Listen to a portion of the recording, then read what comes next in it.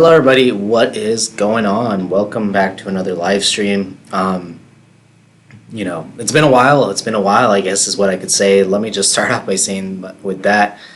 Let me start off by saying I'm sorry for the I wasn't able to get the match preview and the match reaction for Real Madrid versus Granada. The reason being is that I just had a few things to get done, had to work and things along those lines. So I wasn't able to watch even the game, to be honest. I just watched a few things really, but nothing much in general.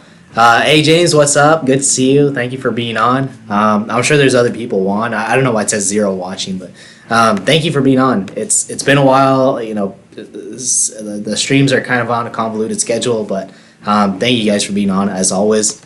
So obviously the first thing I wanted to talk about was Areola, situation with him. I saw the things with Areola with Granada, and I kind of saw the same thing.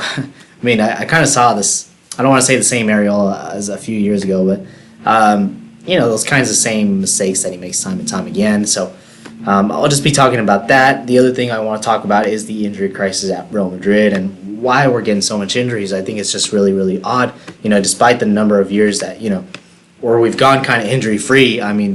We seem to be picking up injuries left and right. So we'll be talking a little bit about that too. Let me just refresh the page here, make sure everything's working properly. So just 1 second while I get that up. There you go. Okay, yeah, now it's working better. There you go.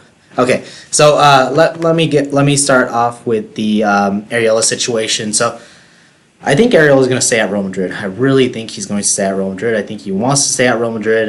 He said in an interview 2 years ago that Zidane was his idol. And he's now being coached under Zinedine Zidane. So I think for him this is kind of a dream move. He did say it's a dream come true in the recent interview that you guys have probably seen not too long ago. He said it was a dream come true. He also said he said it was a dream. It's his dream to play for Real Madrid. It's always been his dream, despite coming through the PSG academy. So I thought that's quite interesting. I guess it makes sense, but.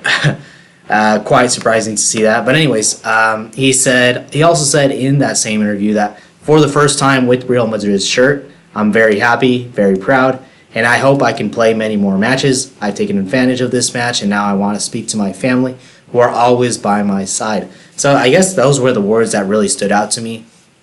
He said, I've taken advantage of this match, and now I want to speak to my family, who are always by my side. And I think here you can see that he's tacitly saying is that he wants to stay here at Real Madrid for the long term. That's what I think if you read between the lines, I think that's what he's kind of alluding to. So that's why I think Areola is going to stay here in the long term. Would I like that? Would I like to see that at Real Madrid? I'm going to get to that in a bit. He's always kind of been up and down, throughout his career. I followed him very closely from his time at Villarreal. He had a very, very good season in the 15-16 season, I believe. Very, very good there.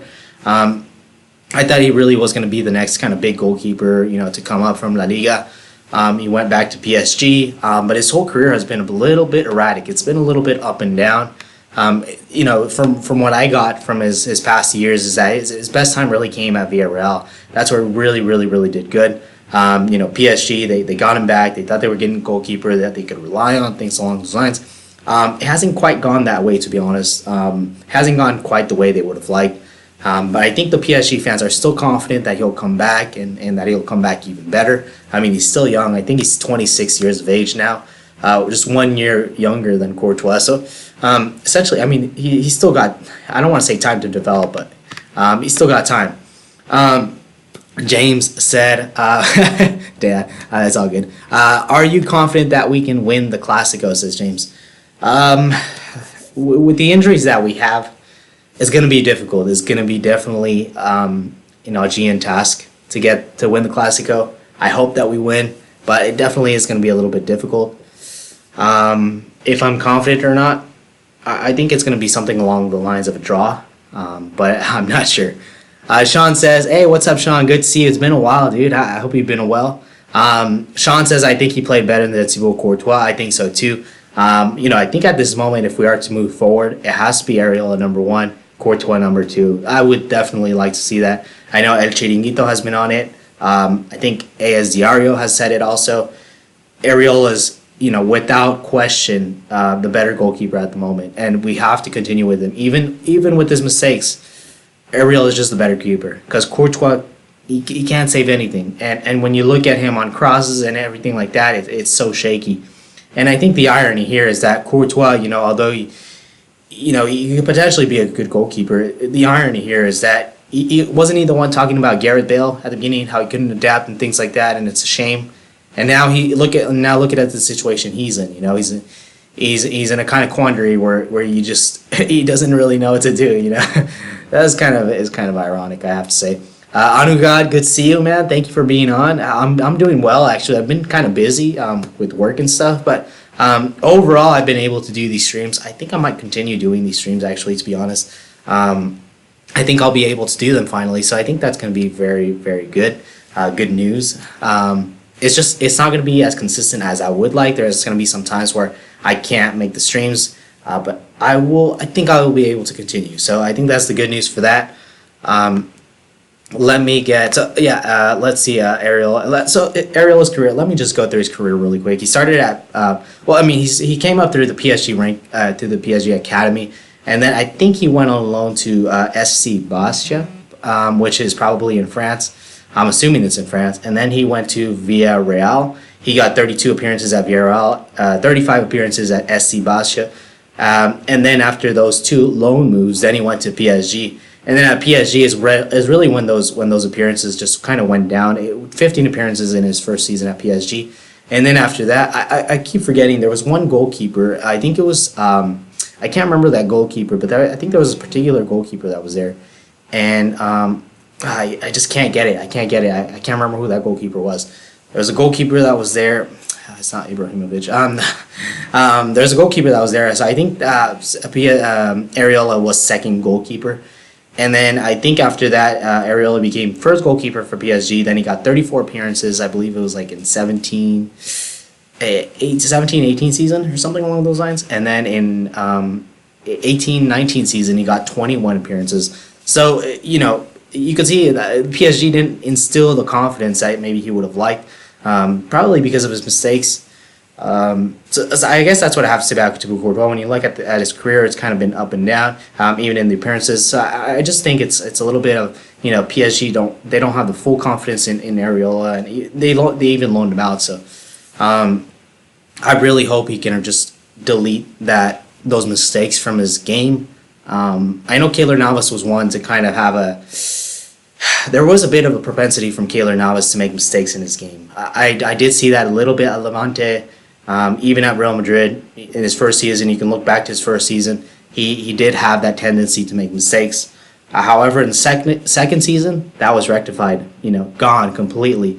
And I think if Areola is to be goalkeeper at Real Madrid, he will have to erase that. Hopefully in the second season, if we are to purchase him. Let me get to the comment section really quick. James says, does that mean you're not selling the channel? I don't think I am. I think I'm going to continue on. I think really the reason that is, you guys really spurred me on, man. You guys really spurred me on, and I really do appreciate that. So I think that's why I'm going to continue the channel. So no. James says, Sirigu and Trap. I think it might have been, I think it was Trap. I think that's who it was, if I'm not mistaken. So I remember. Anugad says, keep continuing. Hope your channel gets a lot more attention. Love to see a discussion where it doesn't feel crowded. Yeah, definitely. I just don't want it to become like the United Stand, right, where there's a lot of comments. No, but it's always good. I really like to see this too. I like the Reddits and stuff, but this is kind of nicer, to be honest. I'm getting text from someone. I don't know who it is. Let's see. So. Okay, let's continue with the Areola situation. Yeah, I saw Areola versus Granada a little bit. I saw he was, very confident getting the ball on the corners, crosses into the box. I thought he's very, very assertive. That's something we don't see from Courtois usually. In the first goal, however, Areola's touch was too heavy. I think it was his first touch. It was just way too heavy. Especially for a player that's coming to press on you. You can't be doing that. I think that's kind of a bit of a novice error. But I'll give him the benefit of the doubt. But then he had the audacity to get a second touch, even despite the player pressing, even despite the Granada player pressing. And that's really where the mistake started. You really shouldn't have taken that second touch. Once you see a player pressing, just pass it. Just pass it. Don't try to, do anything too, audacious or anything like that. and really I think that's where the mistake started. And I wouldn't be giving Areola so much stick. But the only reason I give him a little bit of stick is because it's kind of a recurring theme throughout his career. Now that's not to say Areola is not better than Courtois. Obviously he is, but is he the right man to lead us forward? I think that's where the qualms for me. That's where the qualms are at. Is he the right man for Real Madrid? Like I said, if he can eradicate those mistakes, and I think he is. I really don't know. I really don't know. But anyways, so that mistake was then a penalty and led to the goal. The penalty was arguable. I mean, I don't know what you guys thought of it. Did you guys really think it was a penalty? James says, great news. Really glad you decided to keep it. One of my favorite. Thank you so much. Now I really do appreciate it. I definitely will continue this channel. So definitely. It's just going to be tough. There's going to be some times where I'm not going to be able to do the match previews, match reactions. I might try to get someone else on. Might try to get someone else to continue with me. That way we can provide consistency to the channel and get pretty much all the match reactions, all the match previews. I really like doing this stuff, but sometimes I just don't have the time. Adugat says our goalkeeping situation is because of Perez. Yes, exactly. I like that. Thank you for bringing that up. It definitely is down to Florentino Perez, and that's 100% down to him. Perez is I really don't know what to think of him. Perez is, he'll make really good decisions, and he'll make really good decisions, and then you see the bad decisions come up, and then you're like, messed it up, man.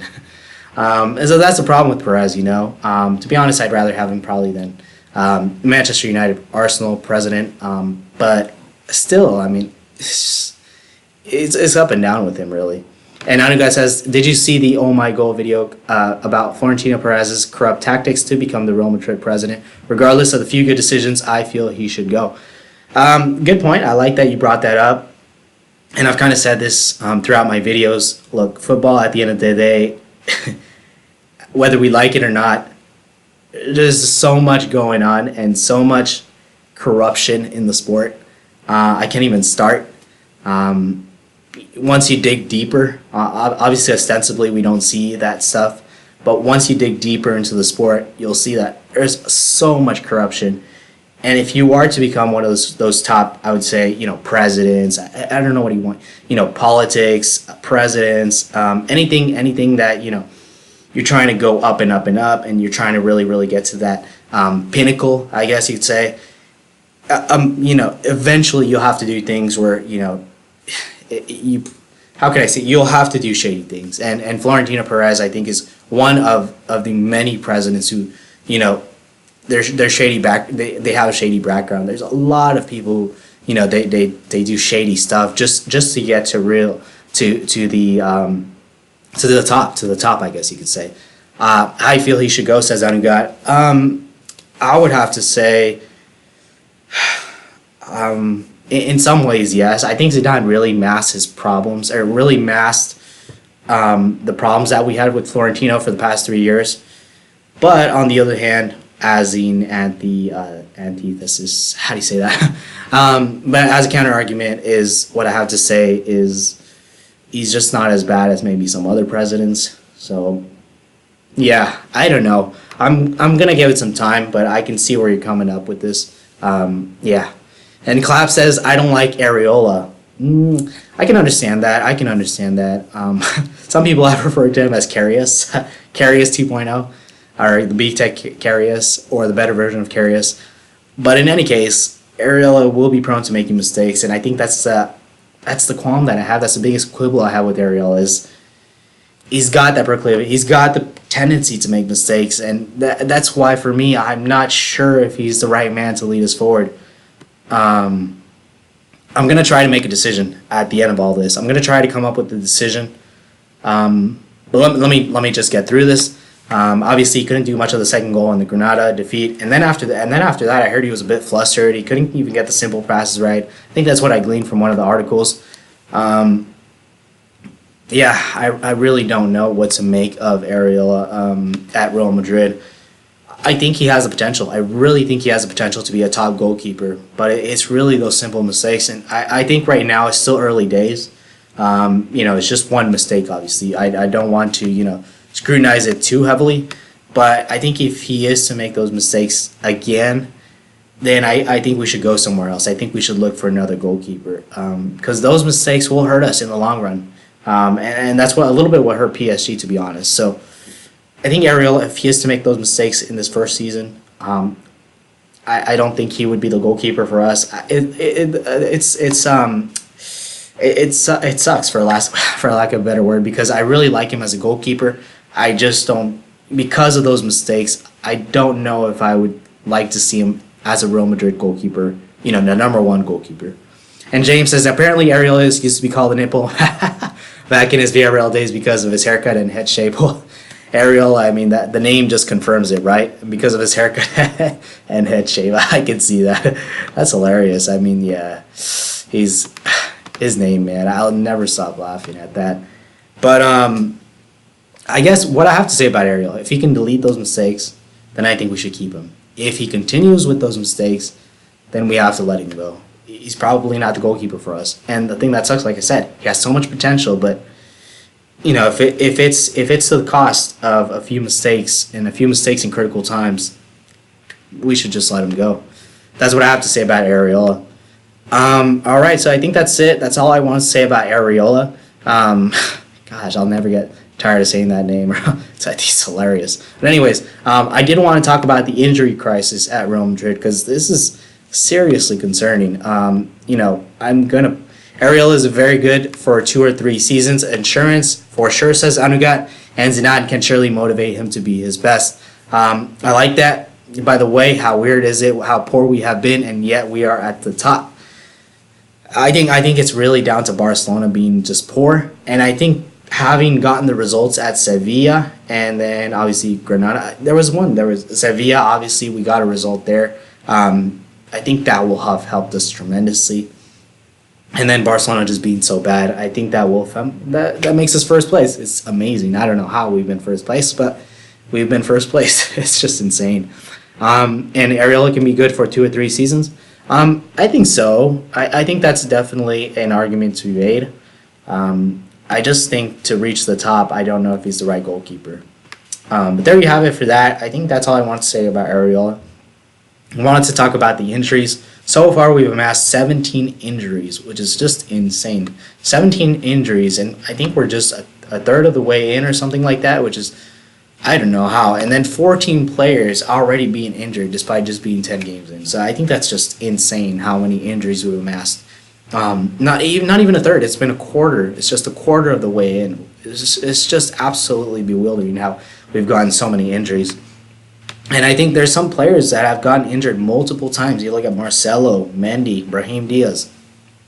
Multiple times that they've gotten injured. So there's definitely room for concern there. I saw the video circulating online. I did talk about this a little bit. I saw the video circulating online. The players, kind of weight training. And really, I mean, it just doesn't take a neophyte to know that those kinds of training methods are just, they're horrible, horrible, horrible training methods. You look at I think it was Sergio Ramos doing the leg press. And he's just locking his knees. And I was just like, what the heck? And jumping, just, oh my gosh. It really was ignominious, to be honest. Oh man. I mean, I'm not the biggest gym enthusiast, and I can see that they're doing that wrong. I know a couple of fitness coaches have left. There's Antonio Pintos that has left. He's the one who really had a good relationship with Bale, I believe. And then I did read an article about managing Madrid. They attributed to the problem due to fatigue because of the calendar year and things like that. But I mean, to be honest, look, even Brahim Diaz is getting injured. He hasn't played all season. He played a little bit last season, but is that really down to fatigue? And Brahim Diaz is if I'm not mistaken, he's a player who got injured twice already. So already that's kind of weird. Yeah, let me check here. I mean, there was a lot of information in this article, and if you guys haven't read it, I would suggest you read it because a lot of information. At Managing Madrid, they always come out with some very, very good, I would say, relevant news. I really like their stuff because they back it up with, I would say pertinent information, and they back up their arguments. So that's what I really like about them. I don't even know who manages them, but anyways, they found that obviously, the professional footballers are playing way too much. It's 80 games per year. It's 60 games per season, and really the footballer in his prime should be, the threshold should be 50 games a season. So they're playing a little bit more than they should. Now, look, you could make an argument that Manchester City are not, having to face these kinds of problems. Liverpool are not facing these kinds of problems either, and yet they're playing just as many games. So, there's a bit of a, how can I say this? Managing Madrid, I don't know if they're just trying to justify, not managing Madrid in general, but I mean, I don't know if this is just an excuse, I don't know if this is just an excuse. What else did I want to say? So, obviously, they're just fatigued. This causes fatigue, they're flying also. They fly so many different places, and then they talked about most footballers rack up a huge amount of air miles without observing the rule of a day's rest for every time someone passed through. And then they talked about the short rest periods that they really need at least 72 hours to really recover properly, and they really don't get that sort of time, especially when you look at international breaks and things like that. I mean, they just play so much, and it's just absolutely crazy. I mean, I've seen it, and really, it's down to the money. It really is down to the money. I would say the clubs just it's really all about greed. It really is all about greed. The presidents, FIFA, everything like that. It's just all about money, I think. Anu guy says, does the injury situation make room for young talent to get some time, or is that taboo at Madrid? Dig at Perez. I think Madrid have done I would say a fairly good job in recruiting a lot of young players. Throughout these past couple of years, Kubo, Odegaard, Brahim Diaz, Dani Ceballos, a little bit maybe older, but there's a lot of young players. I mean, obviously some of them are on loan. Kubo, Odegaard on loan, but does that make does that give the young players a chance? I would say, to be honest, that it would be a bit taboo.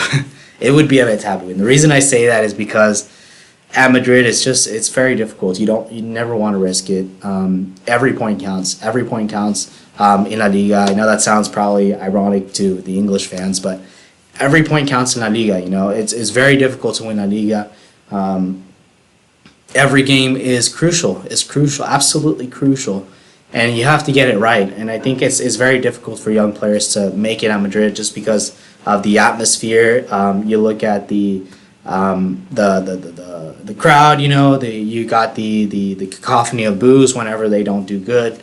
So I would say, to be honest, young players, if they are to come through, they have to prove it almost instantaneously. Very, very hard to develop players at Madrid. It's possible, I would say, but you have to have a very, very, very strong team around the young player. And at the moment, I don't think we have that. Is that down to fatigue and injuries and things like that? You look at Rafael Varane. Rafael Varane was someone who's pretty much won everything. And this season I've just seen him up and down, and even last season towards the end. But Rafael Varane, I was looking at Managing Madrid's article, and it says Rafael Varane played 58% of his games. So that means 36 games this season. Or was it this season or this year? He said, this season alone. Played 58% of his games with less than 5 days rest, and had just 32 days rest over both the winter and the summer breaks combined. Considering how, you can only imagine the amount of rest. So, I mean, Varane is one that hasn't gotten a lot of rest. You look at other players, the senior players, Marcelo, Modric, Toni Kroos. I mean, they don't get a lot of rest. They have international break as well. So I can definitely understand where Managing Madrid is coming from. I think they made a pretty good argument. I think the only thing I would have to say is that I don't know if I buy it. I do buy it to some extent. But the injuries to Nacho, to Asensio, to Brahim Diaz are all they're a little bit weird, You look at Nacho, I mean, he hasn't played too many games for Real Madrid. I know he plays here and there, but it's not one you would think would get injured, especially with an MCL injury. Asensio, ACL injury. I mean, yes, he played a lot a couple years ago, but in the past year he hasn't played so much. Brahim Diaz is another one who got 2 injuries, So I do buy it to some extent. I think Managing Madrid do have a case to make, but when you look at the other injuries, I think there's more to it than meets the eye. So that's what I have to say really about the injury crisis at Madrid is I think a part of it is down to fatigue, but I think there's other factors to consider, especially when you look at the video, specifically that video where it's they're training, Sergio Ramos, I think training, I mean, that's just kind of embarrassing to be honest. When a club like Real Madrid and you have players that train like that, injuries are bound to happen in those kinds of environments. So that's what I have to say about that. So pretty much I'm going to end it right there, guys. I'm going to quickly recap about just pretty much what I said throughout the video. Obviously, Alphonse Areola, do I want to make him number one? I would say if he could eradicate those mistakes that he's been making throughout his time at PSG, definitely would like to see him number one. For this season, I think he definitely should continue in the number one position. He does make mistakes, but he'll make a lot less mistakes than Courtois. I think Courtois, I like him. I think he can come good. I think it's really down to a lack of confidence at the moment. But I think with Courtois, I don't know. I've never really liked him, to be honest. I would much rather see Areola as our number one goalkeeper this season. Like I said, if he can eradicate those mistakes, I think going forward, I would like to see Areola as our number one goalkeeper. I would say we could buy him. We should buy him. Just go after him and get him. So that's what I have to say about Alphonse Areola. Now, injuries, obviously we've had so many injuries, 17 injuries, 14 players already being injured, and that's just 10 games in, Can you imagine towards the end of the season, that's a quarter way in, 14 players already injured, and some players twice injured already. I mean, can you imagine that? It's just incredible. Like I've said, some of the videos circulating online, I mean, just a bit shameful, to be honest, and I know Managing Madrid came up with a very good article about fatigue and things like that. And obviously you can blame it a little bit on fatigue, but I think a little bit on other factors, just because you look at Nacho, who hasn't played a lot of games, throughout, I would say, the past couple of years. He hasn't played that many games to the point where you're like, well, it's down to fatigue. Brahim Diaz is another one where, I mean, it's really down to fatigue, and then Asensio too. So that's what I have to say about that. And I think that's really all I have to say. Pretty much going to end it there. Probably the next video will come up, I would say, maybe in a couple days or so. I'm going to talk about Gareth Bale or something like that. Throughout this international break, I'm not going to be doing too many videos, but I'm going to be doing a few videos here and there. I'm going to try to schedule it in advance also. Anigat says, even before the injury situation, it felt like we have been deliberately trying to bottle the UCL for the La Liga for this season. Do you get that feeling? Interesting. I didn't get that feeling, to be honest, but I can see why. I guess I can see why. Maybe some of the senior players, just want another challenge, and I can kind of understand that, especially when you've won it so many times. I mean, you definitely want to go for something different, and La Liga is definitely something that they could win, and something that's like different from what they're used to, I haven't gotten that feeling though, but I'm gonna make sure to look out for that. I haven't really looked out for that, so definitely will check that out. James says, I'd rather win La Liga than CL this season, to be honest. Me too. And James says, what about you, Dave? I'd rather win La Liga, definitely. I think CL, look, I mean, I like it, but we've already won it so many times. I think the biggest thing you could say is that Real Madrid should be in every competition, but for me, it's La Liga. We have to win La Liga. It's just been there's been a scarcity of La Ligas here, and I think we have to win it. I think we have to win it. And Anugat says La Liga should be our main focus this year. Definitely. So that's all I have to say, guys. I'm gonna end it right there. Thank you guys so much for watching. It's a little bit smaller crowd today, and I think the reason is international break, no match preview, just a bit of I would say maybe topical news, things that's been going around the news, but nothing too pertinent to any games or anything like that. So that's all I got for you guys today. Thank you, James. Thank you, Anagat. Really do appreciate it. Thank you, Claps, who was on earlier, and thank you, Sean, of course.